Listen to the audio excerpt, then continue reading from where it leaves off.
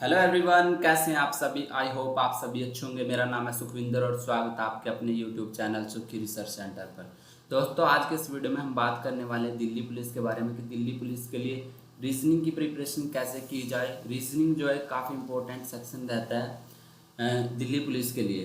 तो जो Delhi police constable है उसके अंदर रीजनिंग का अच्छा खासा वेटेज रहता है और इसके साथ ही साथ हम इसके अंदर 25 में से 25 स्कोर कर सकते हैं। बट उसके लिए हमें ज़रूरत है एक राइट स्ट्रैटेजी और इसके साथ ही साथ राइट डायरेक्शन की। तो आज के इस वीडियो में हम वही डिस्कशन करेंगे कि कैसे हम इसमें से 25 में से 25 स्कोर कर सकते हैं।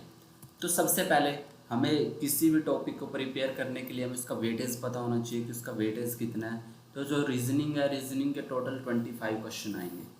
25 क्वेश्चन आएंगे जो 25 मार्क्स के होते हैं और इसके साथ ही साथ जो इसकी नेगेटिव मार्किंग है वो 1/4 की रहती है। यानी कि अगर आपने 4 क्वेश्चन गलत कर दिए एक सही तो आपके 0 मार्क्स हो जाएंगे।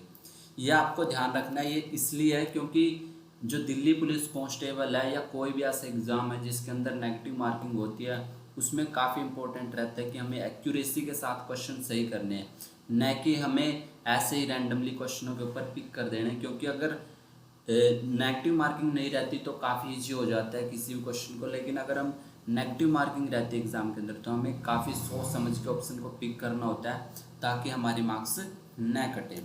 तो हमें क्या करना होगा इसकी प्रिपरेशन के लिए।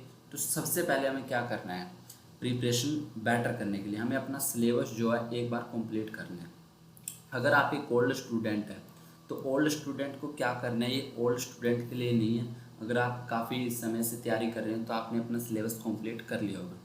ये है जो न्यू स्टूडेंट है या बिगनर स्टूडेंट है उसको सबसे पहले अपना सिलेबस कंप्लीट करना है। एक बार मोटा मोटा सारी चीज़ों पे नज़र मार लेनी है ताकि आपको पता लग जाए कि किस टाइप से क्वेश्चन आते हैं। क्योंकि रीजनिंग के अंदर क्या होता है, लॉजिक होता है। अगर आपने 5 से 10 सेकंड के अंदर लॉजिक पकड़ लिया तो पकड़ लिया, अदरवाइज ऐसा नहीं है कि आप एक ही क्वेश्चन पे 1 मिनट केवल सोचने में लगा रहे हैं।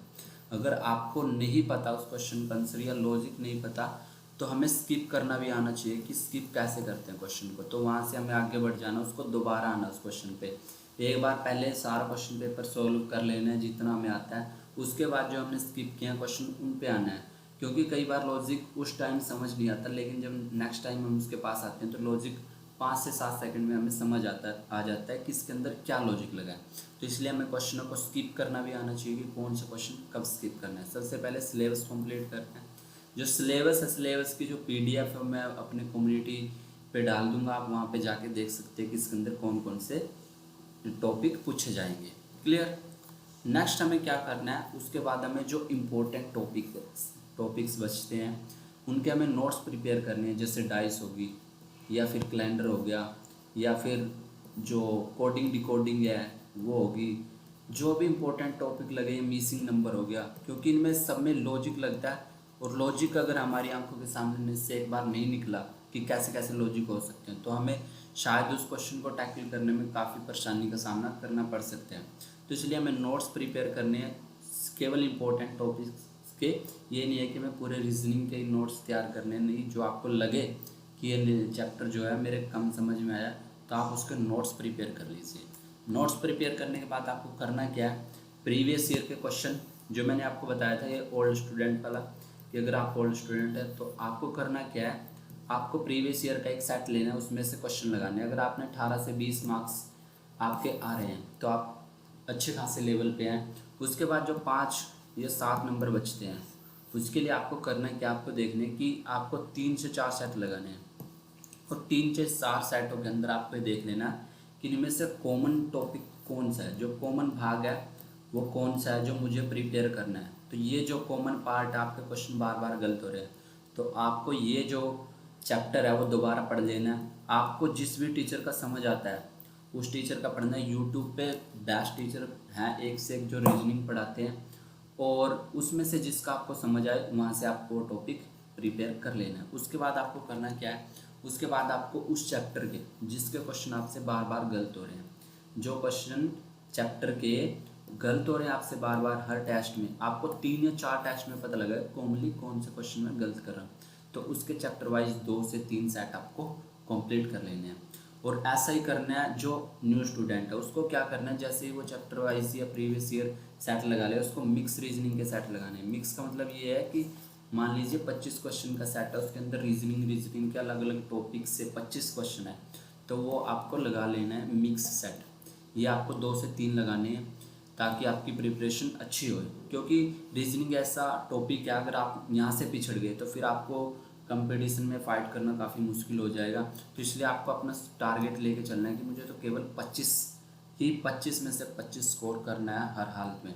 अगर जैसे काफ़ी डिफ़िकल्ट हो जाता है कई बार एक आधा क्वेश्चन, उसका मैं कह नहीं सकता, वो एग्ज़ाम पे डिपेंड करता है, लेकिन आपको टारगेट लेके चलना है 25 में से 25 रीजनिंग के अंदर। काफ़ी इजी रीजनिंग आती है, इतनी टफ नहीं आती है।